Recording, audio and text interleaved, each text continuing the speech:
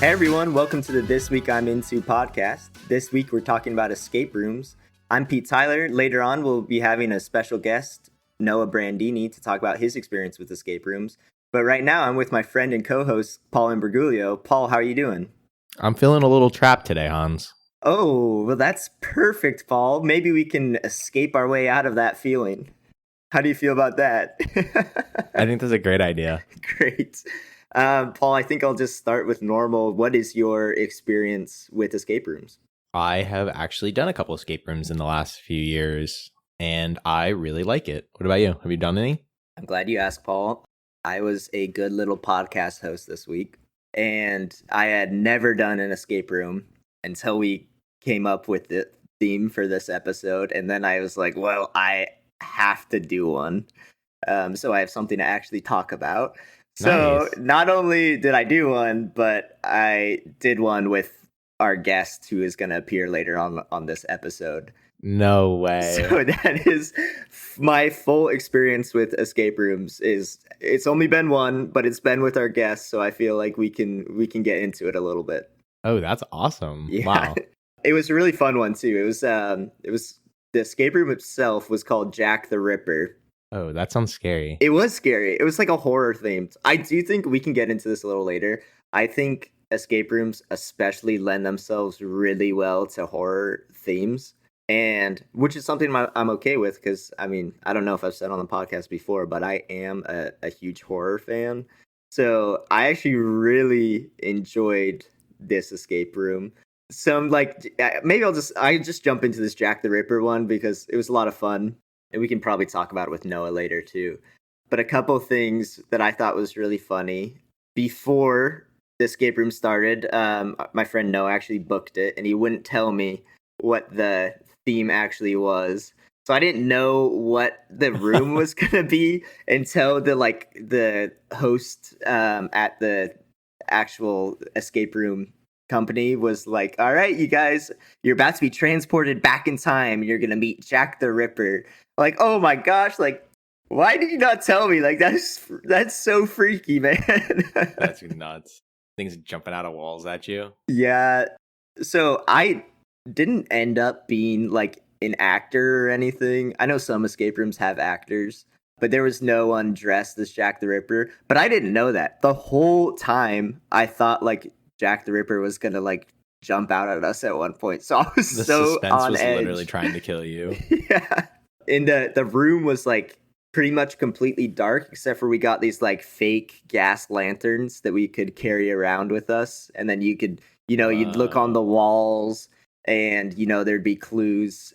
It was, I mean, it was a lot of fun. I think they did the theme so well. There was like, they did have a trigger warning at the very beginning. There's like a lot of gore. One of the puzzles was like you had to a bag of like hands dropped from the ceiling, like severed hands, and you had to put in a code based on like the number of digits left on each of the hands. Yeah, it was pretty brutal. Some of my highlights, I did like that one. I thought that was pretty clever. There was one puzzle where you had to put there was a leg that was detached from a body, and you had to put pieces of skin back onto the leg like a puzzle. But it was so funny because if you looked at the back of the like skin puzzle pieces, if you looked at the back of them, like you could see the RFID chips like poking out. So I thought that one was really funny. The other thing I didn't realize is like, I guess someone's watching you, which the whole time, which makes sense. But you can like, if you need a clue ever, like you can just like shout out like, God, we need your help. You can ask God for help. So I thought that was really funny. But anyway, we did end up making it out. I thought that theme was so well done. It was so much fun. The last thing I'll say about it was the whole theme was like, oh, you're transported back in time. We're in, London, and there's a thunderstorm going on, and it's like, oh, like your teleporter is broken and you need to reintroduce electricity to your teleporter. And then there's this like lamppost that's like 20 feet away that keeps getting hit by electricity or like lightning. So the very last puzzle was you had to grab the lamppost and then grab your like your partner's hands and make a chain from the lamppost to your teleporter, which was also metal. And then they literally ran a shock through everyone. Like we were conductors. Like, and I'm not like exaggerating here. Like they actually shocked us. Like when the shock went through everyone. That's so fun. Yeah, so it shocked us and everyone like screamed. It was a lot of fun. That reminds me of like a science experiment I feel like you do in like middle school or something where there's like a ball that's like magnetized and everyone like shocks each other. 100%. 100%. That was so much fun. I will say one last thing. I keep remembering one more thing to say. But at the end, I did look up the room on their website, and we didn't do this, but for an $8 additional add-on, you can take home a severed finger to remember your time with Jack the Ripper. So I thought that was, a cute little keepsake there. Yeah, just something to add to your collection, huh? Right? How about you, Paul? Do you have like a favorite escape room or any particular memories from an escape room? Yeah, I've done two, and they were both with work, like kind of like a work outing. Yeah.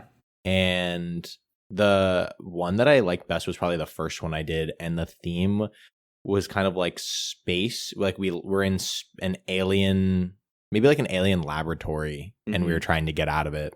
And I really like puzzles and stuff like that. So I feel like escape rooms are like super up my alley. But one of the most interesting like little puzzles that you had to solve was you had all these skulls in a case, and all the skulls were like very different. So, ranging from like a very normal human head shaped skull to ones that have like horns, or some that were like caved in different places.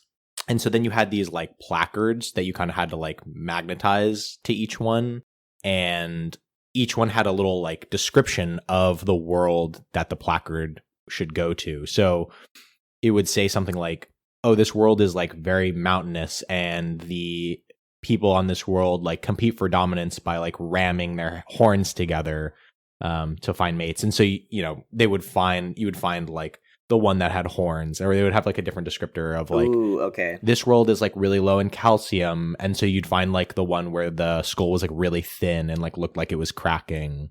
So it was kind of like mixing like this science with like how somebody's like brain might, or their skull might change based off of their surroundings. So it was really cool. I love that. Yeah, that's pretty clever. That's a clever clue. Yeah. And then the other fun one about that room was, and maybe you've experienced this with escape room, but there's almost always two rooms. There's like the initial room that you're in, and then like you open a door and you're like, oh, I'm going to escape. And then there's just another room. Yes, we had that you can't too. get out of. Yep.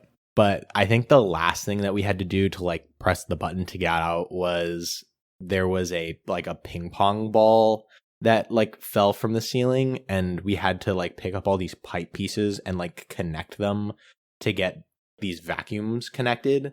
So we had to basically like connect these hoses from like the top left of one room and run like a little track to like the bottom room. So it's like the four of us or something trying to figure out how to put together all these oddly shaped pipes. And it just looked, I mean, it might not sound that cool, but it was really hilarious to try to put these together. It sounds like, I think I've experienced with that from when I was a kid. It sounds like marble racing. Yeah, imagine like the marble racing but backwards. Like you're trying to suck up a huge amount of ping pong balls. That's awesome. Okay, that sounds like a lot of fun. Yeah. Funny that you bring up the work aspect of it, because I know escape rooms like kind of almost exclusively as like a team building exercise. So I know that corporate team building absolutely loves that stuff. Yeah, they do love it. And it might depend on the group you go with, but it was definitely interesting. So I did two, and the first time there were definitely people who wanted to do it, and there was definitely people in our group who didn't really want to participate, which is totally fine. But you definitely get that with the corporate team building. But the second one, everybody seemed pretty excited, and so it became one scenario of like too few cooks in the kitchen, where it was like, oh Lord, like me and this one other guy are probably going to have to figure out a lot of the clues to Oh yeah. now we have two people looking at every wall and you're just like, whoa, whoa, whoa. Like there's actually too much. There's too many clues getting solved at the same time. Okay.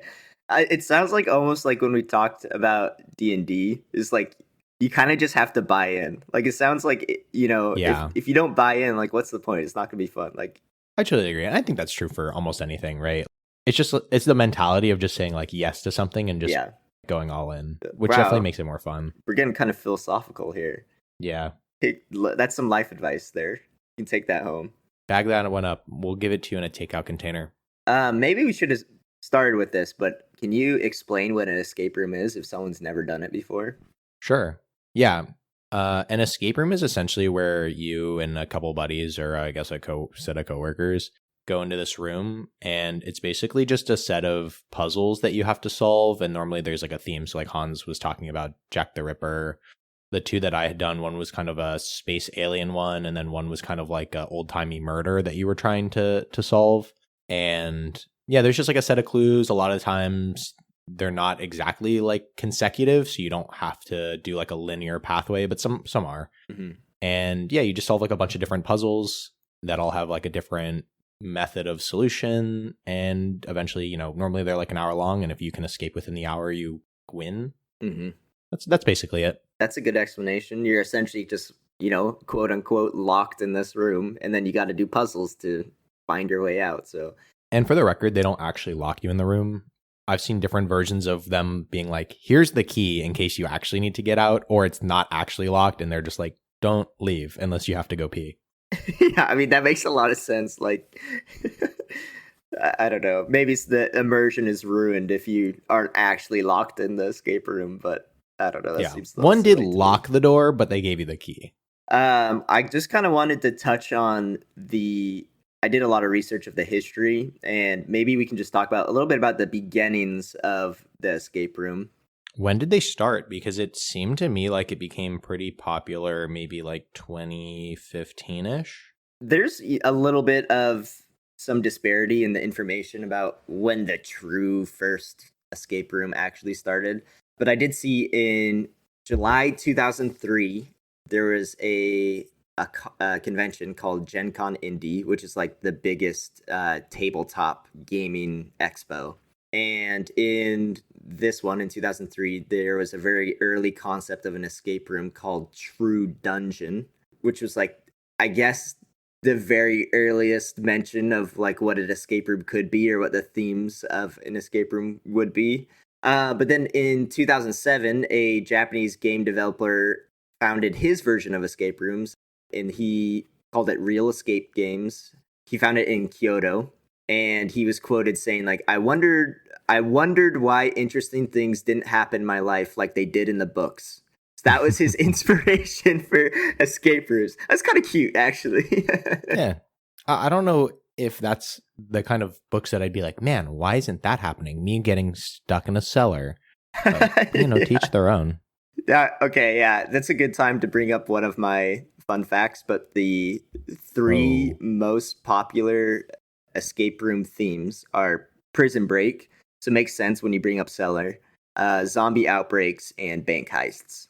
Huh, I have not come across those. Well, neither have I, but I've only done one, so I think that's fair. But anyway, so we were talking about, Japan in 2007. It became very popular, and then a friend of this Japanese founder exported it to San Francisco in 2012. And today, there is an estimated 50,000 escape room companies in the world. So I think when you say 2015, it started getting popular. Yeah, that sounds about right. If it was brought over in 2012, and then they're very popular, so kind of exploded from there. Yeah, I remember first hearing about them and kind of being like, okay, that seems a little stupid. But yeah. Now that I've done it, definitely changed my opinion on it, for sure. I definitely would recommend. That's how I felt about AirPods. Yeah. The first time I saw them, I was like, those are so stupid. Now I love my AirPods. So. Not sponsored by Apple, by the way. Gosh, the amount of times my ears got yanked on by me walking by a doorway and my headphone wire is getting... I know. Yeah. Something that you don't think about often, but when I'm sitting at my computer recording this is what the only time I use wired headphones. And I do get it caught on like the edge of my chair and stuff and do yank it out relatively often. Okay, good. So you still get that Complete experience. side note. Yeah, Yeah, yeah. I wouldn't want to absolutely. lose my youth, right? And go full Bluetooth. One thing I did want to touch on, Paul, is we've certainly done some, escape room esque things outside of escape rooms. And we're talking about history, and the escape room genre, like, actually very much existed before a real escape room was created. And by that, I mean, there's definitely media like TV and especially video games where escape rooms existed. So escape the room is a genre of video game where you're Yeah. placed in an environment, solve clues, open locks, and you have to get your virtual character out of the room. Oh, you know what? Speaking of Prison Break, that's normally the theme that I've played that kind of video game in. So that, like, the genre itself has existed for quite a while before it was actually transformed from more media to a actual real life experience.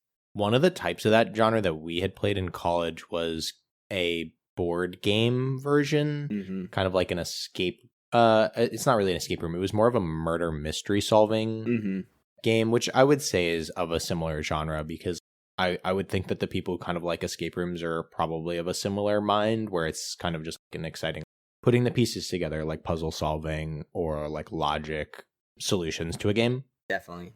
And so our friend Jillian had brought this from home, and it was essentially the box was called, I think, To Catch a Killer, and it's like a one-time play thing, so like pretty similar to an escape room. And I think there was four of us who did it, and you get a packet full of clues, and it says like, there's like a little intro that says like, oh, solve my murder, or not solve my murder, but like you're a private investigator, and I got hired by this lady who said her friend's murder wasn't an accident. It was definitely done by someone in the community. And so you got all these clues that were like, here's all the people in the community. Here's some like facts about them. And then there's like posters for the community, like photos from police evidence and, just a variety of things. And you kind of have to like put the clues together, like solve some puzzles and ciphers that were like included. At the end, it was kind of like a who done it. You needed like a who, what, where, and why for your like solution. And I thought it was really fun. And honestly, I've played a couple of those since because I do like that genre.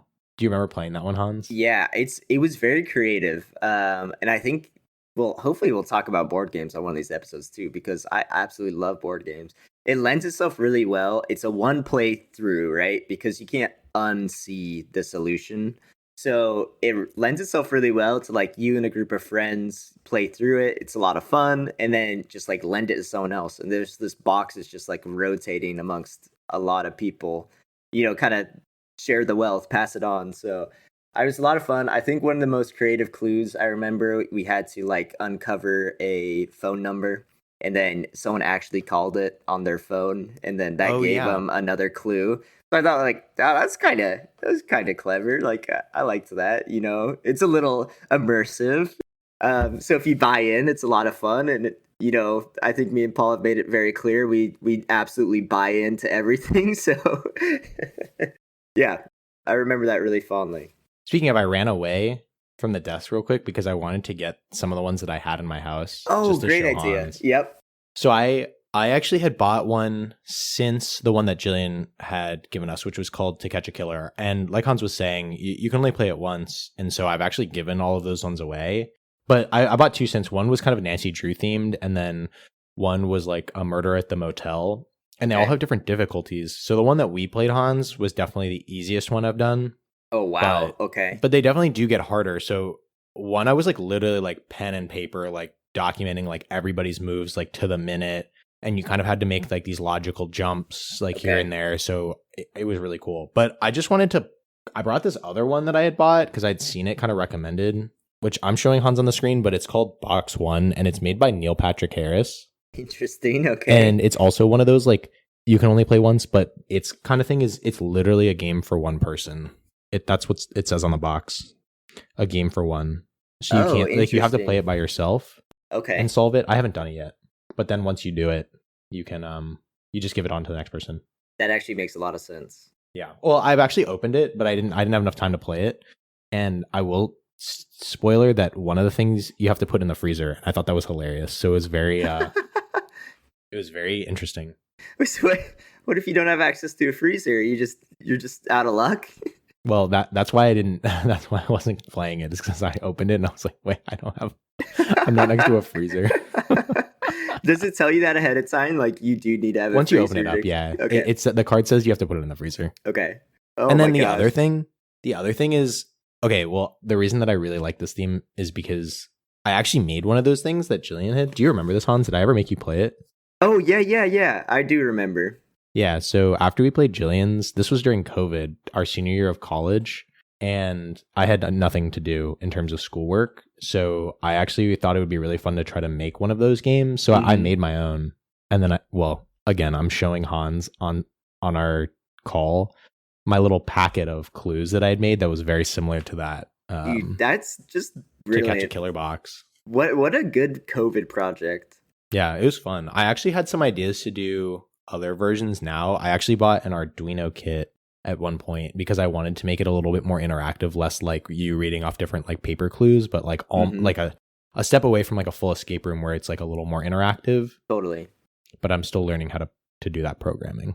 Dude, that's so cool. Like some people picked up drinking during COVID. Like but there was that too. Yours sounds way more healthy, yeah. Yeah. I did. It's a bunch of fun. I started beer making for my COVID project, so yours sounds more healthy. I guess it depends what you consider that. But the one thing that I did grow an appreciation for, and it's a little less so in escape rooms, but just the creativity you have to come up with clues. And I say a little less so for escape rooms because I'm kind of talking about how they connect, like thinking about how all of your clues connect and like don't contradict or like conflict in some way is really difficult, especially with the fact that you want to make it hard enough where you have to like know that your players can like make a logical jump in a puzzle instead of just like providing a different clue that kind of just gives it away. Yeah, is really hard. Was that your first experience like design wise making a game like that, or? Oh yeah, definitely. So your exposure had been playing a lot of these games time. Before. Okay, truly just the one. Okay. When I made this, yeah, just the one. I'm sure so much goes into design of both, real escape rooms and the escape rooms in a box. Because like you're saying, like you have to make it challenging, but you have to make the logical jumps actually make sense without spoon feeding the players. So yeah, I imagine that's actually a very difficult design process. Yeah, I totally respect the people who are able to do it. I like low-key almost paid for a subscription one time to that box set because I thought it was fun and you could do like sequential like episodes almost. Ooh, a legacy together. Game. So I thought that'd be kind of cool, but I do appreciate paying for games that I can play more than once as well. So sometimes I don't always want to spend the money on it. That's fair. I guess that kind of lends itself well to the subscription service then. Maybe, you get one, you send it back. Yeah. I don't know. Yeah, but it's nice because like for these things you can give to a friend, so it's not like it's the get and throw away kind of thing. Definitely. Paul, can I hit you with some fun facts and also some just escape room themes that I found that I really love? Yeah. Okay.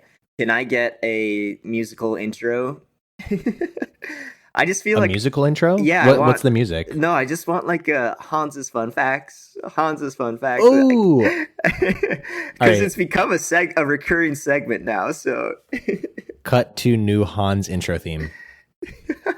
All right. Now that we've played our new Hans intro theme, please go ahead. Thank you very much. All right. Fun facts about escape. Should I retroactively add it to the old episodes that haven't aired yet, and then this will just be the first time that we reference it? Sure, that could be a little Easter egg for the listeners. The invention of Hans's Fun Facts theme song comes right now. So some fun facts. There's an estimated 2,300 escape room facilities in the U.S. that generate an average revenue of $317,000 per year. This was as of 2019. I bet it's way higher now. How many Allentown, Texas football stadiums is that? I love that you bring that up. Call back to a previous episode, so you got to catch up to understand that one.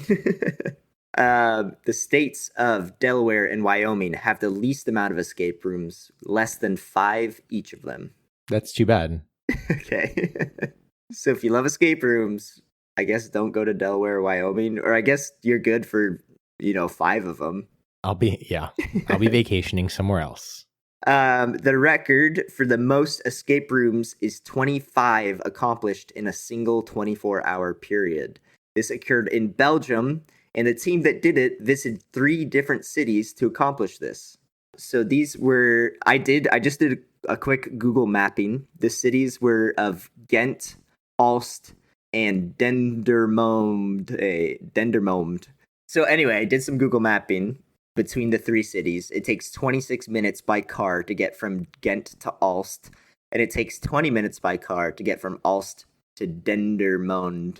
But considering, that's a chunk of time. And within the cities, they also went to different escape room like companies. So 25 escape rooms in a 24-hour period is pretty good, pretty impressive considering all the breaks in between. And also, they did 25 and they didn't fail a single time. So, wow. I guess at that point, if you're trying to set a world record, like you probably have escape rooms on lock. Like you probably understand the ins and outs of how to solve these. I bet you there's people, not that these guys did it, but I bet you there's people who have done an escape room, and I doubt they change them out that often, the puzzles, and they just go back and just crush the record. Like, oh, the key was under the table. How did I find that so quickly? That. You finished the escape room in like 4 minutes because you knew every single clue. Yeah. Okay, some of the themes I found that I absolutely loved. There's one called Hatch Escapes in Los Angeles. The theme is called Lab Rat. And the idea of this escape room is there's been a swap between rats and humans. And now the rats are doing experiments on the humans. And you're like put in a little maze that the rats have invented. So, oh my God. So their little blurb on the website was Lab Rat takes place in a laboratory where giant rats are doing experiments on human beings, specifically you, the somewhat unhinged Ratkenstein, a doctoral student in the field of human intelligence, or in his estimation, the lack thereof, has tasked you with completing a series of tests and puzzles. I don't know. I think it's creative. We were talking about themes, prison escape, bank heist, zombie. I think those are all pretty common themes. To me, this one was like a very creative theme, so I really liked that. Good old Rat Frankenstein. Ratkenstein. I love the lore behind this room. One that I found really interesting. This was called Pop Star's Room of Doom, and it takes place in San Francisco. I love this one. It includes an actor in this room, and it is a time loop escape room. So basically, the way I understand it's set up is you're in your own escape room, and then there's like a window, and you can see into another room that you don't ever actually go into. But every 6 minutes on a loop, an actor comes into the room that you can see into, and they have, an accident / murder, and they, they die, and then you can basically solve puzzles in your own room that affect things in the other room. So every 6 minutes, you see this pop star go into their room, and based on the clues, the way they die changes. Oh. So there's like kind of like a butterfly effect, theme to this room. And you succeed if you get the pop star through their room without dying this kind of, quote unquote accident. That's super cool. Yeah, I thought that was a really interesting one. Oh, that's really creative. Yeah, that's what I was saying. Like, some people have just come up with ideas that are so unique. Definitely. That it's just like, it's great that someone's able to think of that as an idea. And I got one last one for you, Paul. This one's called The Dome. It's in the Netherlands. It is a space-themed horror escape room where you're being hunted down by a cyborg, and on the website it says there has been an extremely high dose of sodium cyclate in the air of this. Not sodium cyclate. Yeah, exactly. Sodium cyclate. It's out to get you. And the whole theme here is that it's a ginormous like spaceship, I guess, and there's like many rooms incorporated into this one. It's, I believe, longer than just an hour long escape room, but the sodium cyclate in the air is causing you to hallucinate while you're being hunted by this cyborg. And so every room you walk into is like a different hallucination you're having. So I thought that was so freaky. Also, just what a great theme. Like, you can kind of just go wild if you're the designer of that escape room with what you want to do with that. You can be unhinged. Yeah, exactly. So those are just a handful of the most interesting. I'm sure there's a million different interesting themed rooms, but I really love those ones from just scouring the internet. Cool. Okay, Paul, I just wanted to give a couple resources at the end here real quick.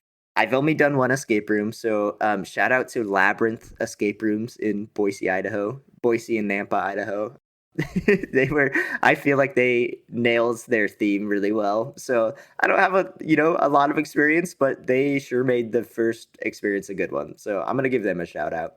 And with that in mind, Paul, we're going to have Noah Brandini talk about his experience with escape rooms after the break.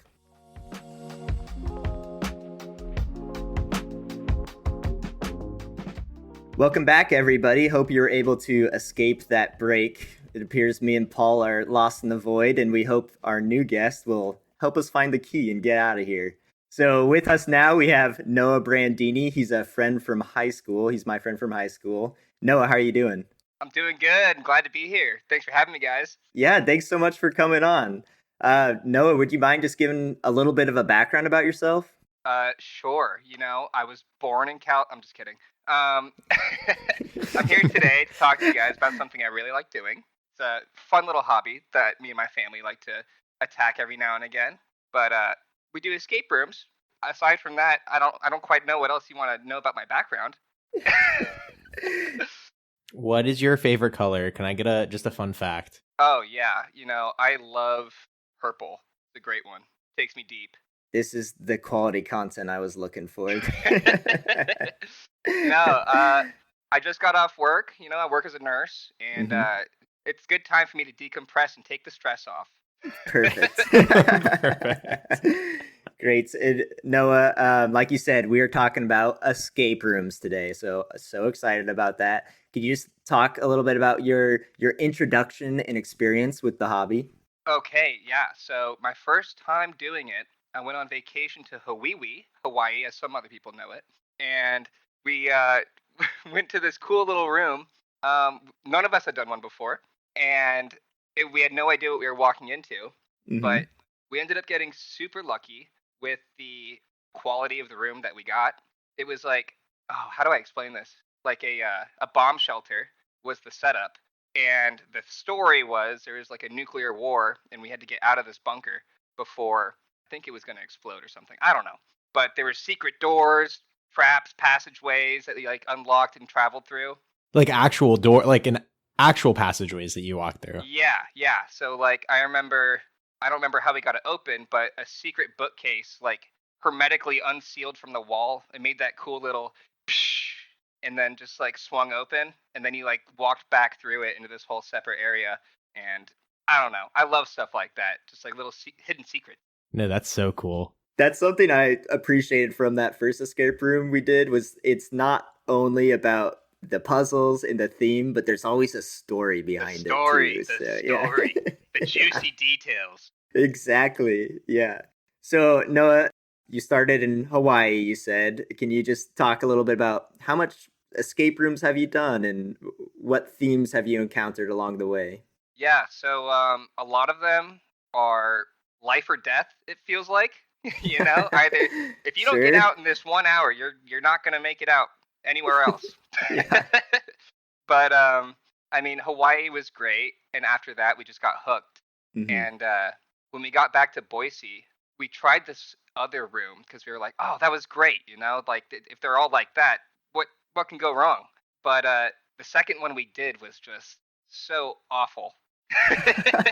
Such a letdown. Yeah, I mean, we were all looking forward to it so much, and we walked into this like it felt like an apartment complex, and we walked in through the front door, and there were some stairs leading up, like I was walking into a friend's house, and we ended up just doing this escape room in what looked like someone's closet. So it wasn't, you hit and you miss some, but the ones that are good really make up for the ones that are bad, if that makes sense.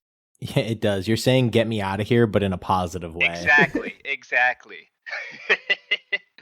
Yeah, no, but there's like at least an escape room business in almost every major city, I feel like, because Mhm. they're kind of blowing up, or maybe that's just It definitely has. I mean, I don't know how big you consider Boise as a city and how many are there, but I lived in Durham, North Carolina, which can't have more than 100,000 people. Sure. And there was at least 2 or 3 different escape rooms. Yeah. I mean, and with that, with like different companies and stuff, you get so many different qualities of rooms. Yeah, you just kind of got to take a shot and see if you hit it or not. Yeah, so when you're deciding on these escape rooms, are you discerning about it, or do you kind of just go for it and see is it gonna be a good one or a less quality one, we'll say? Well, Yelp is huge. Yeah, okay, that's fair. Yeah, you see a 1-star review on Yelp, and maybe you might second guess going there, but you never know. It could always be worth it. You might find like a hidden gem. So you don't end up in someone's closet, right? Yeah, exactly. Yeah. Okay. What makes a escape room like better than the other ones? Like, what were some common themes of the ones that have been really good? Well, like I mentioned earlier, like secret doors, hidden passages are great. For me personally, when I get challenged with something like a hard puzzle that you can't really solve, and you're working with a group to try and piece it together, that's fun for me. But I remember there was one puzzle in that Hawaii one I was talking about Mm-hmm. where we had to use Morse code and like decipher it, and Oh. that was way beyond my scope. So we sent the oldest dude in our party to like, okay, you go sit down for like 10 minutes and try and crack this code, and he did, and it was a great little hurrah moment. But Okay. like Petey said too, a good story. Good story's huge. Mm-hmm. The company that I took Pete to, their whole shtick is that they're a time travel agency. So like you just travel through time to these Okay. different zones and solve puzzles. Yeah. So like the horror themes are always interesting. Yeah, I think so too. I think escape rooms lend themselves so well to horror. Yeah. Yeah. My sister did one where like it was a zombie virus type deal, Mm-hmm. and if you got like they had actors actually in that one. So Pete, I know you were waiting for someone to just pop out at any time during that experience, but Yep. this one actually had actors in it that were playing zombies, Oh my gosh. and if they got a hold of you, you had to like find this special serum in the house. It was a full house, and like drink it, which ended up just being like Sprite or something. I don't know, but it just added like a sense of urgency, Yeah. aside Wait, from the that yeah. sounds awful. They're chasing you around this house. Yeah. I would be terrified, even knowing that it's not real. For sure. How can you even focus on a puzzle knowing that a zombie's about to grab you? Yeah, exactly. I can't even imagine it. I don't know how she did it, but they also did research on you too. When you signed up for the room, you might have put in like a bit of information here or there, and then they would like scrawl on the walls like, "We know what you did with so and so last summer," or something like that. Oh my gosh. Yeah, and they just like psychologically come for you. With the production quality in this escape house sounds amazing. Yeah. I mean, people can like really go balls to the wall with different ideas here. I did an escape room with Kernan at the same company that I took you to, and it was horror themed as well. But this one really got me. To start us off, they put bags over our heads and walked us into the room, and we had to like hold each other's shoulders when we were walking in, and pitch black inside, except for 3 glow sticks that they gave us, and they're like, "You decide how you want to crack these. You can either do them all at once and maybe end up in the dark, or do them one at a time, and then you only got one source of light." Holy cow. Yeah. There's just so many different ways to go about it. I thought the one you took me to was intense, but those sound really intense. Yeah. I mean, I don't know if we got electrified in that one. I think we did actually, but not the biggest fan of that part when they include those. But like they'll shoot out like a little electric shock. They put a woman into labor once, so they had to dial it down. Wait, can you explain that a little further, Noah? so so in the room that Pete and I went into, we had to make a human electrical connection. So one person grabbed a pole, and then someone like 10 feet away grabbed another pole, and we had to make a human chain, and then it would just send a shock through you for a little bit. Now it's like one of those games you played as a kid where like you try to hold on to the electric thing as long as possible. I don't know. It's like the little gum candy that shocks you. Yeah. Exactly. So I think in this one, the one where the woman went into labor, you had to put your hands on a wall, and everyone had to hold it for like 5 seconds. And I mean, I wasn't there, but they had to retrofit the room because after that happened, obviously there was probably legal issues. But yeah, I remember too the introduction we got before going into the room. They gave us a warning. They're like, "This, if you're pregnant or expecting, then this room is not for you." So, is anyone pregnant? Like, it's like, no, we're good, we're okay. Yeah, you got to be careful. Yeah, exactly. So, no, you talked about things to make a good escape room, good story, good puzzles. Two-part question: is there any good story that has really stuck out in your mind, and is there any puzzle in particular throughout all the rooms you've done that you've been like, oh, that was a good puzzle? Good question. I think that first off, I mean, the first one I ever did in Hawaii, like we solved the room with 1 second left on the clock. Nice. Wow, buzzer beater. Yeah, and it was a random guess because we had a 4-digit code. Sorry, that's not really a good puzzle that I solved because it was just luck. But this one really sticks out to me. We had the first 2 digits figured out, and we could not figure out the last 2 digits. And we only had 3 tries. So we really were trying to wait to the last second. And I pulled these numbers right from where the sun doesn't shine and got super lucky, and we got out on the 3rd try. But for some reason, that one really sticks out to me. Kowalski, can we get analysis on that? What is the odds of you got 2 digits and you got 3 tries? Paul, I'm not very high. 3%. Yeah, that's crazy. Okay. There was a room, the Excalibur room. It was like a King Arthur themed one. Mm-hmm. That one was really cool. You walk in and you end up in like this like jungle environment. And it's like these Aztec, which I know is not King Arthur at all, but like had these Aztec like columns of stone, and you had to like rotate the columns to match up with constellations that were being projected onto the ceiling. Ooh, with like tiny little dots that you might not put together unless you were really like staring up there for some reason. And then at the end of that, there is a crown, and no one figured out like what we were supposed to do. But part of the puzzle was to wear the crown and like grab the sword or something. And then I was just being a goon and just put the crown on. I was like, oh, look at me.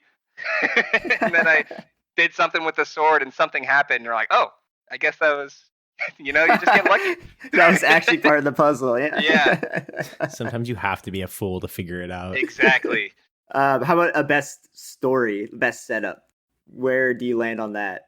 I mean, I loved that the one where they put the bags on her head. I mean, yeah, it was actually so spooky because in that one, no one saw this person, but allegedly they had sent an actor in the room with us, and they told us afterwards, like, yeah, there was a dude in there with you, but no one saw him because it was so dark. So okay. During the actual event, it had no real meaning, I guess, but afterwards when they were like, oh yeah, there is someone in there with you, it was like, oh, that's creepy. I just imagine what that guy's thinking the entire time, because he probably just has to sit there silent for an hour. Yeah. Just walking around being like, is anyone gonna notice me? This is really weird. Because I don't think they can touch you unless you like signed a waiver, which we did, but there's nothing in it about someone touching you or anything like that. So I can't imagine that they can just willy-nilly go in there and start, groping you. Did anyone like bump into this guy or like talk to him Like, what's going on there? No, so I mean, he was just there the whole time. Allegedly. Okay. We don't know for sure, but I remember I was sitting in the dark, because I didn't have a glow stick, so couldn't really do much. So I'm just kind of standing there, which doesn't sound very exciting, but I was scared. And my mom was in the room with us, and all I saw was a silhouette. And I know what my mom looks like, right? So I'm trying to talk to her. I'm like, "Hey, mom, and that went on for about 2 minutes of her not responding to me, and I'm just trying to talk to her. And then my heart rate just started slowly, like, Mom, like, answer me, Mom. yeah. And then eventually she turns her head. She's like, "Yeah, what's up? Where were you? the last 2 minutes I've been trying to talk to you." But she'd put her headphones in, just ignoring you. Yeah, exactly. She's probably listening to her AirPods. How many different ones, more or less, have you and your family done together? I mean, I've done a few with different friend groups and stuff, but I would say the majority, at least like 8 or 10, with my family. Mm-hmm. And it's also nice when, like, obviously we're family, so we know each other. But some rooms you get put in with strangers, and that can be interesting. Just meshing, trying to mesh, getting in arguments. Yeah, with strangers, that sucks. Do you have well, I'm assuming you'd rather not have the strangers, but do you have a preference for an amount of people that normally go into an escape room? Because I know that the ones I've done, you could have done from anywhere from 2 to 10 in the same room. Yeah, so, I mean, 10 is a lot. Mm-hmm. Like, there's only so many puzzles you can do at one time. And obviously, the more brains you have to bounce ideas off of, like, the more better of a chance you have. But there's a nice even middle ground. If you don't have enough, and it's just 2 people, like, you might get stuck on one puzzle and you just can't move any further than that. And you can ask for hints too. But my family, we don't do that. No shot. No celestial intervention. That's right. Yeah. We I'm trying to be appropriate. We go in bare bones. You raw dog it for sure. That's what I was gonna say. But yeah, if you only have 2 people or like a small amount, it's really easy to just get tripped up, and like maybe you'll get out of order of puzzles, and then everything just gets thrown out of whack. But I would say like 5 or 6 is a solid number, enough to like split up and work on different parts of the room, but not like overpower each other. Mm-hmm. Yeah. Unless you're my sister. I'm sure in a positive sense. It's okay. Yeah, of course. No, my sister's good. She's a smart cookie, but it's brother sister. We just like butt heads. Clash. Yeah. Yeah, I understand. Especially when you're locked in a room. Noah, there's one experience you told me about that I just thought was so interesting. So I would just love your recount of this. But you told me about one experience. I don't even know if I'd call it a puzzle, but you had to reach your hand down a sink to grab a key. Yeah, okay. I just love this story. If you wouldn't mind just telling it for us. No, of course. This is the one where they put the bags on our head. Mm-hmm. But God, that room was so awesome. There was a key hidden inside of a sink, and I don't know about you guys, but I'm never keen to like shove my hand down a sink drain. Nope. And as soon as you pass a certain point, the garbage disposal noise started like whirring. So like you get halfway down, and it's like a blender. It sounds like a blender. There's no actual disposal, but like right. It was a scary concept. It made my heart rate spike, of course, and like I immediately jumped back as soon as I dunked my hand in. Like, okay, yeah, let's relax a second here. God, that room was so cool. I had to like stick my hand inside of it was like a murderer's like house that we were trying to escape or something, and they had a Halloween corpse hanging from the ceiling that got lowered down like a meat hook in a chain. I don't know if you can imagine that, like a butcher shop, and we had to reach inside of the corpse, and it was like all slime. They had like kid slime or whatever, Yeah, some kind of jelly. Yeah, and you had to like find the key in the jelly, and you're just digging around and like, ugh. It was kind of cool. Yeah, full on with that garbage disposal. I would not have been able to do that. Like I'm out if that was the thing. I would definitely need someone else in the group to reach their hand to get the key. It was a serious like mental block. Like your brain's telling you to stop. Don't do that. Of course. Yeah. We only got an hour, man. We got to hurry. Someone's got to reach their hand down the garbage Yeah, disposal. it's worth losing a couple digits. Yeah, I just pull out a random key somewhere. There was a room in Virginia that I did with my sister, my mom, and one of my Navy friends. And originally it was a haunted house in Virginia Beach, but they retrofitted it to an escape room. Now, immediate red flags went up for us when they were like, yeah, no one's actually ever escaped before. Okay.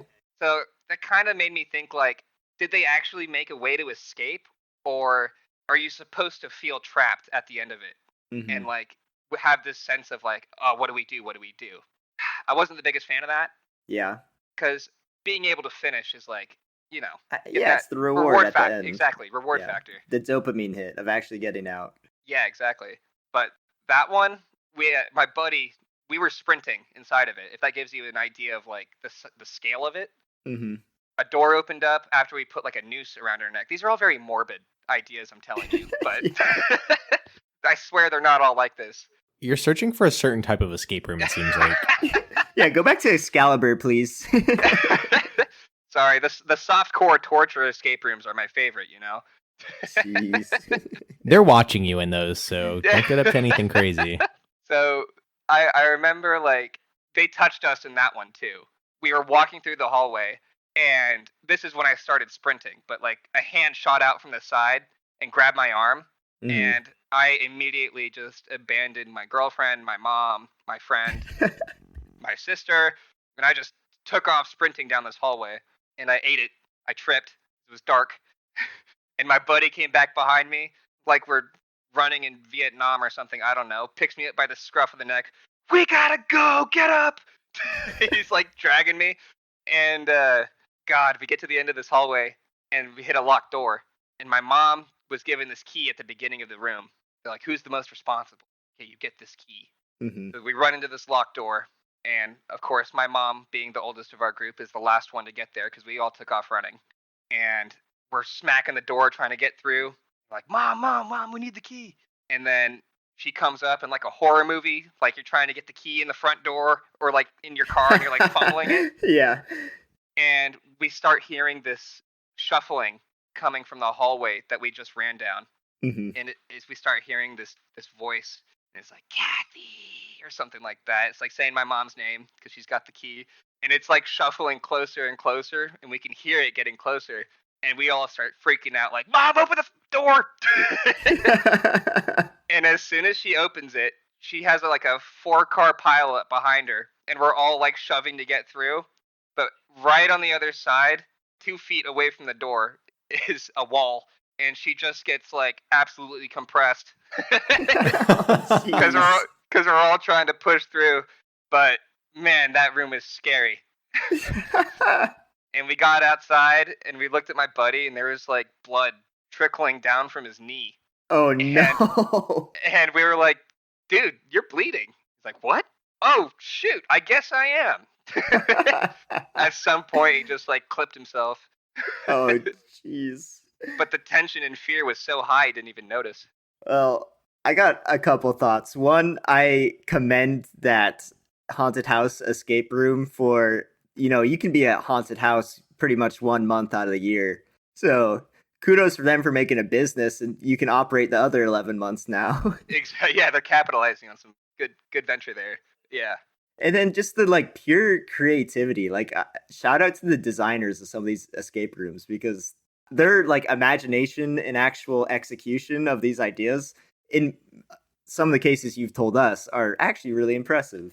No, yeah, some of these puzzles are like super creative, and I mean, we figured them out, which is great, and that's like half the fun. That's all the fun of it, almost. But like these guys are putting in effort designing these whole rooms, and then like I told you, different production values, right?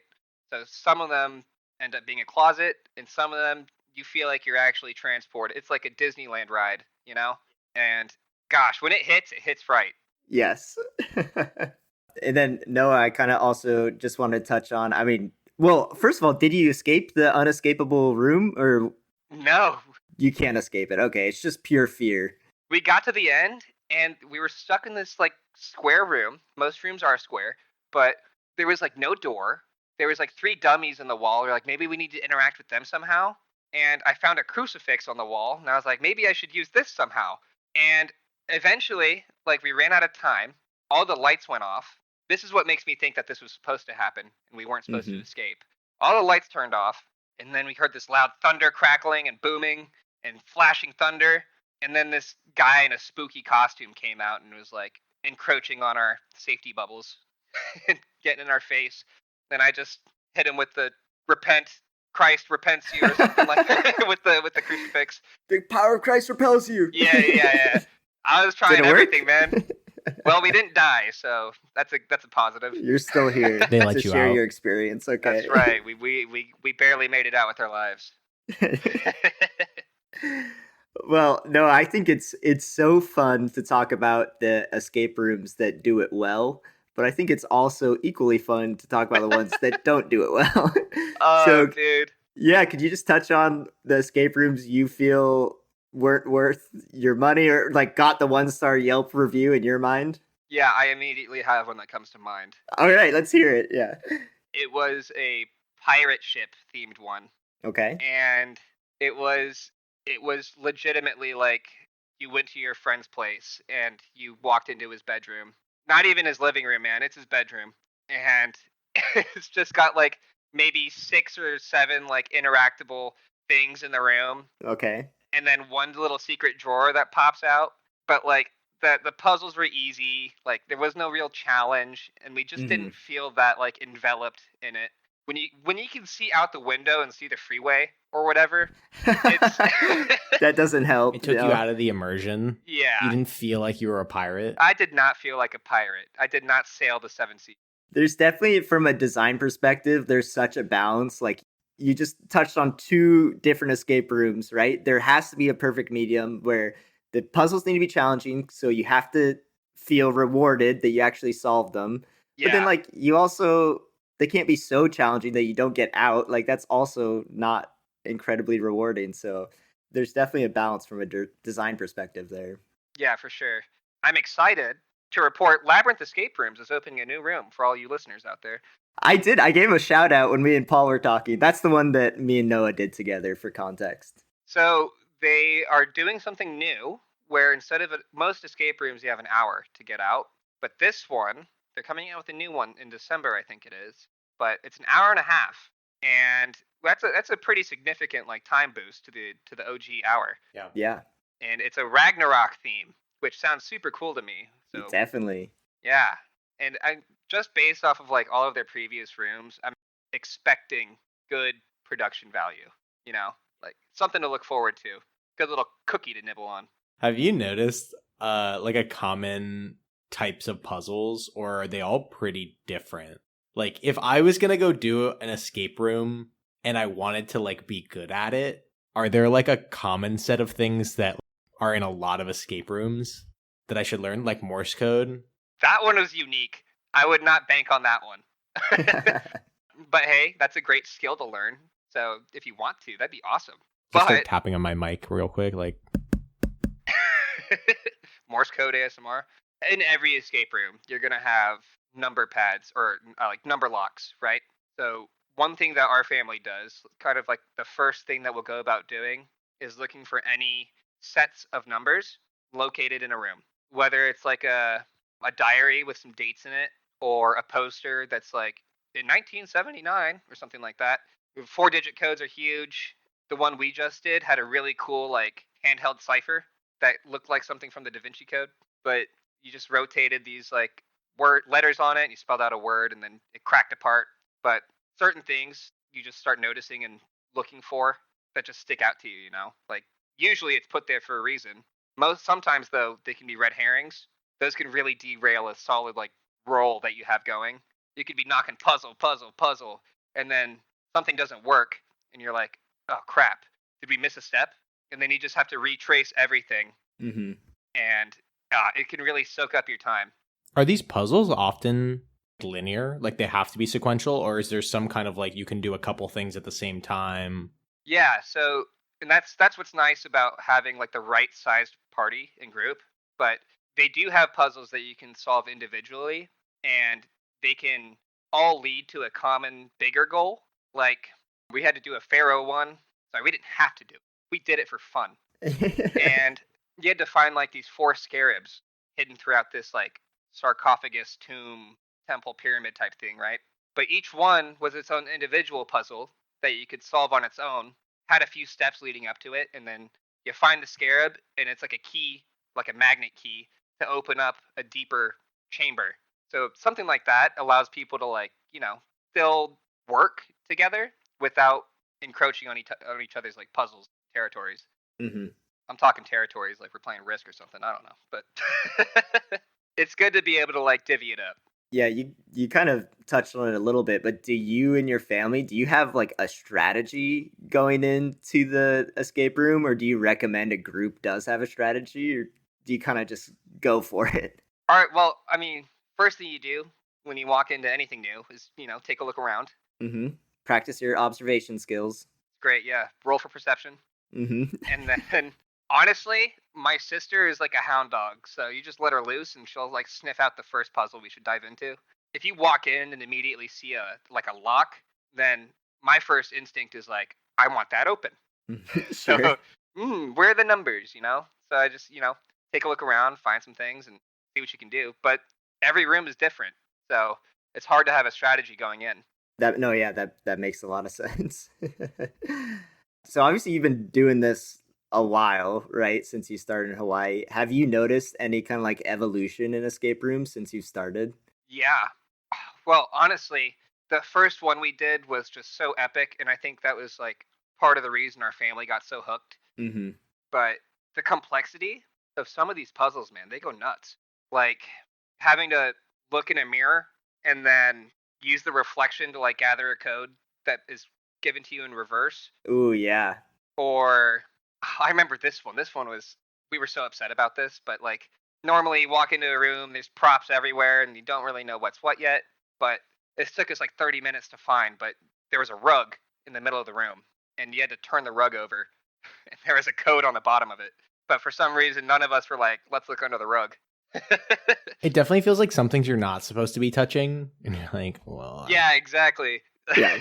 Like, how do you know what's okay to take off the wall, Yeah, I've definitely played with some things on a wall before that were a little loose, and it's like, I don't want to be charged $200 for ripping this air vent off the wall. Yeah, that's when the voice of God comes in, the person watching you do the escape room, like, actually, can you not touch that, please? Stop. Yeah, I usually they'll tell you like, no, you don't need to reach above your head or jump or anything like that. I have had to crawl before, hurt my knees, old man knees. bloodied. Yeah, exactly. Yeah, apparently these can get really physical from what you've told us. So. Yeah, man. And if you get put in a room with strangers, who knows how they'll react? Yeah, that's true. Yeah, a horror one with strangers where you start trying to scare them. That would be actually pretty awesome. I'd be down to do that. Yeah, that's a great idea. Okay, we should make an escape room, and you do it with strangers, but one of the strangers is actually an actor who's trying to. Good. Yeah. Okay. All right, Noah, Paul, let's go into the escape room business. I'll just be the guy who sits in the dark. You never notice if he's actually there or not. Sure, you'll collect your paycheck for standing there for an hour. That's honestly what I was trying to get at, but Yeah. So, Paul, you said you've done 2 escape rooms. How were those? I mean, in comparison to to each other. they were different but both fun. The first one that I had done was kind of an you had to like escape in an alien lab, and that was I thought they were fun, but it was like 2 rooms, very like neon, Sure. and kind of like interactive puzzles. Like you had to like put a lot of things in like certain spaces or like move things around, or like they had one of these things where you had to like plug in 2 electrodes to figure out the cipher by like putting it in different spots. And the other one was more like what I would say more like clue based as opposed to like interactive, where it was like a lot of things up on walls. You had to find like codes and like connect the dots. Sure, that's a good point. In the sense of like some objects being or some rooms being way more interactable, and like you got to put this magnet in this location or this object and it'll unlock something, versus like a whole wall of codes that you're trying to decipher. Yeah. And I think they were both fun in different ways, right? Yeah. I think the interactive one was fun because you get to do a lot more, But and there's a lot more like screwing around, like putting the crown on your head and pulling up the sword. But then I feel like when I completed the more puzzle focused one, I feel like I felt more accomplished because I like really had to think hard about some of the stuff. yeah, dude, some of them are real like mind benders, and trying to solve it just like takes you down this road of, am I stupid? Well, I can't remember what you said about the person who figured out the Morse code thing, but it's like that aha moment when like either you or someone in your group was like, "Oh wait, I think we need to do this," and you're like, "Oh my gosh, of course!" Like that's Yeah. such a good idea. We had one of those. We definitely had one of those. I was just about to jump into it, but let's hear it from your perspective, Noah. It was, God, the dumbest thing that we all just like looked over. Totally. But like we unlocked this panel and it swung open and it gave us a little message and it was like, knock knock, it's Jack. And because it was Jack the Ripper, but Jack was spelled weird. It was spelled Jaack or something like that. Yeah. And I thought it was like a play on Here's Johnny, like it's Jack, you know? Yeah. And there was 4 doors in the room, and my sister made the connection that each sign above the doors was like a different store name, like Jugs and Bowls and Apples and Oranges. I don't know, something like that. But the first letter in each one, a lot of anagrams, right? Spelled out Jack. So we had to knock on the doors in accordance with how many letters appeared in his name. So like the store that started with a J, you knocked once. And then whatever store had the A, you had knocked twice. And then you would just spell it out. But God, we sat there for like 15 or 20 minutes just like banging on these doors. We knew the key was to knock in a specific order. Like we did know we had to do that. We just didn't know the orders. We just kept trying, okay, like you do 3 times, I'll do twice, and you know, you 2 do once, and let's just see if that works. Like we all had different ideas of the orders of knocking. Little did we know, I don't know if this was me just being dyslexic, I guess, but I read, you know, knock knock, who's there, it's Jack. I just read Jack normally. I didn't see, you know, the 2 A's 2 C's. And then Probably so focused that you just glaze over it. You're like, it's like that thing where you can read words with like the correct ending letters. Yeah, exactly. So eventually, I mean, Noah, do you want to explain what happened at the end there? No, you take it away, bud. I gave it my all. So we're sitting there for like, you know, 15 minutes, like Noah says, just trying these different combinations of knocks.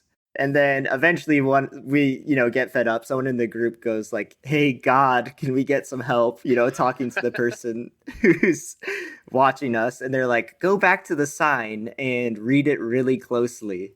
And then that's when we notice it's spelt all funny. They're like, and then that whole, like, there's a ubiquitous collective from everyone in the group, because it was so clear once you just looked at it for, you know, more than half a second what we were supposed to do. It was so frustrating, but like again, that aha moment is like a weight being lifted off your shoulders. Yes, 100%. Yeah. I hope that we can do another escape room soon. Me too. That was a lot of fun. Yeah. I'm hooked now. I'm definitely hooked. Talking about getting into a new hobby with the podcast every week, this is certainly one that's engaged me. Yeah, no, I'll come to Boise next time Hans is there. I just need to know ahead of time now. For sure. Dude, we've got great quality escape rooms, top notch. I was super impressed. Yeah. Wait, maybe there's a good one in Seattle. Maybe you'll have to find the best one here. All right, maybe me and Noah will road trip up from Boise. We do one together.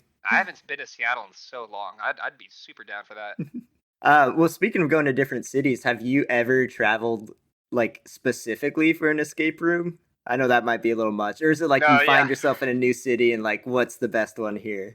Yeah, that's usually what it is. Yeah, no, that makes sense. Yeah. I don't know if our family's that gung-ho about it. Yeah, no, that's completely fair. Yeah. I could see this happening if there was like a world famous one or like a really popular one that people kept talking about. I could probably see my family doing that. They love traveling, and that's just an excuse to do it. But we haven't done it yet. As long as it was in like a decent place to go. Yeah, exactly. Like I'm not going to Arkansas for. Sorry to our listeners from Arkansas. Sorry, Arkansas. We have done an escape room in Vegas, and that was fun. They got a decent one out there. I'm sure Vegas goes all out for it. Yeah, it's not. Listen, it's not Boise level, okay, but it's decent. All right, well, maybe we'll convince some listeners to travel to Boise for an escape room for talking it up this much. Well, I don't know. Is that our goal? Do we want more people in Boise? No, you've talked a lot about different themes you've done, but do you have can you give us our Mount Rushmore of escape room themes? Sure. Easily, I would say front and center on Mount Rushmore there should be horror themed ones. That's just like it plays so well into itself, you know? It just works out so well. I love like anything Indiana Jones flavored, you know? Like Ooh, okay, yeah. Okay. going Temple into of a Doom temple. style. Exactly, yeah. Yeah. Let's see. There's also I mean that pirate ship one was trash, but oh, I got a good one. Prison Escape. That one was interesting. It sounds kind of basic because who doesn't try to escape from prison? But you're crawling through little tunnels. You got Mhm. little. I don't know how to describe this, but everyone's wearing jumpsuits themed. Oh, that's fun. You dress up for it, yeah. Yeah. So those are good. I already mentioned that Excalibur one. So that's kind of like Indiana Jones themed.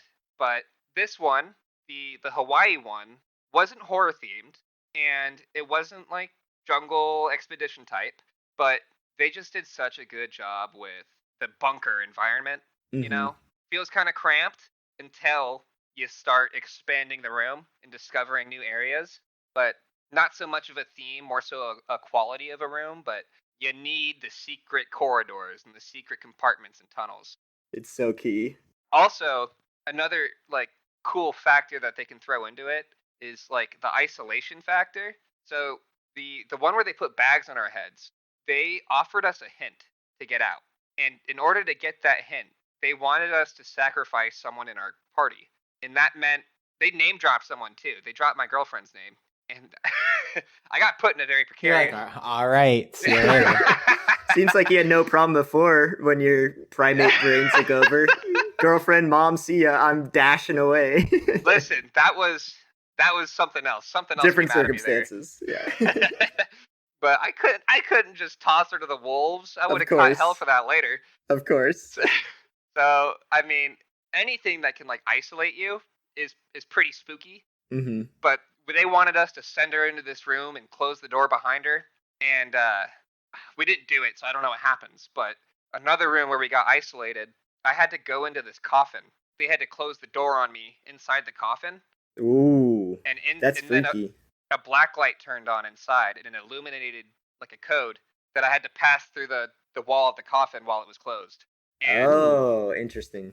I mean, tight dark spaces, always spooky, But there is a skeleton in there too. Ooh, even spookier. You had a bunkmate. Yeah, I had a bunkmate. Yeah. But yeah, man, I love that stuff. It's so much fun. So much fun. Yeah. And like Paul said, that aha factor just feels so good Mm-hmm. when the plan finally comes together. Absolutely. So Noah, this podcast, obviously the theme is, jumping into a new hobby, new passion every week. So can you just give us your elevator pitch for why should someone care and why should someone start dabbling in escape rooms? Well, if you have a sense for adventure, Heck yes. and you want to test your own might and skill, the escape rooms are for you, my friend. Honestly, it's such a good, fun team building activity, unless your team falls apart. But yeah, it'll test you. You can see if you're a good team or not, for sure. Exactly, yeah. But I mean, even if you're a company trip, that'd be such a fun thing to do. Instead of a pizza party, let's go to an escape room. Absolutely. But it just challenges you and puts you in a unique situation almost every time, and it's fun. Especially if you buy into it and you get into your environment. Play into the role a bit. Absolutely. That's one of the most impassioned elevator pitches we've gotten yet. So you heard it here. If you have a sense of adventure, the escape room is for you. That's right. Put it on a plaque. Awesome. Noah, do you have any plugs you want to put in, either personally or any escape room content you want to give a shout out to? Oh, well, big shout out to Labyrinth Escape Rooms. I mean, those guys kill it, and they know that they do. They have Groupons as well, gotta love a good deal. Give a shout out to my two hosts here for inviting me on. You guys are awesome. Oh, wow. Oh, we're That's so happy to have you. so Yeah, wholesome. I'm a wholesome guy. Of course. Nah, man, that's about it. But if you guys haven't done an escape room, for all you listeners out there, dive in. Go find one. Dive in. That's awesome. Yeah. Little Easter egg, because we had a D&D episode that came out before this. Noah is in my D&D party, so we also adventure together, That's right. in our minds. That's perfect. Great. Noah, thank you so much for coming on the podcast. Thanks, gentlemen. It's been a pleasure. Yeah, good luck in your next escape room. I plan on making it out. Good.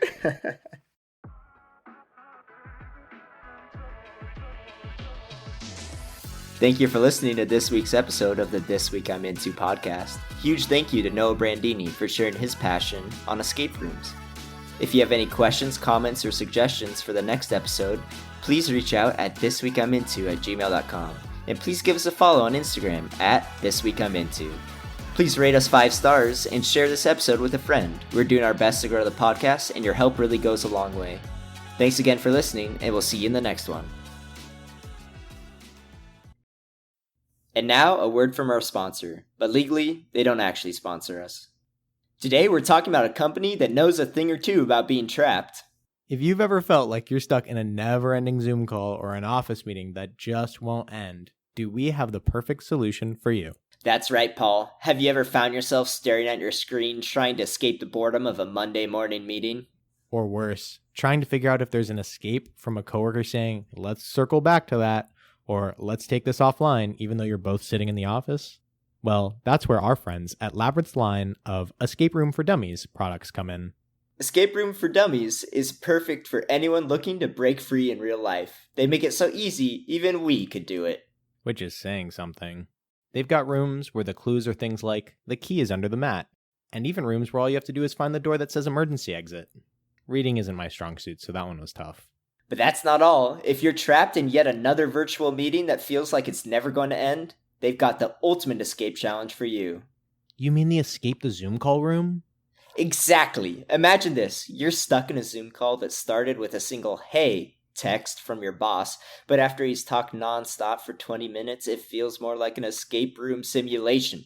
They have added a Zoom plugin that allows you to find clues on a screen, and if successful, it will hang up the call with a paper crumpling noise like the connection was failing to fool your boss. Finally, an excuse to hang up. And the best part is, once you've mastered these skills, you can come to the office and show off your newfound skills to your friends. Like getting out of the break room without getting stuck talking to Larry from accounting about his cat's latest adventure. So whether you're escaping Zoom, an office meeting, or just trying to find the bathroom key under the mat, head over to Labyrinth's Escape Room for Dummies. Use our promo code ThisWeekI'mInto for an extra hint. That's ThisWeekI'mInto for one additional question to God about where the key is hidden, to have the easiest escape experience you'll ever have. And remember, if we can escape, so can you.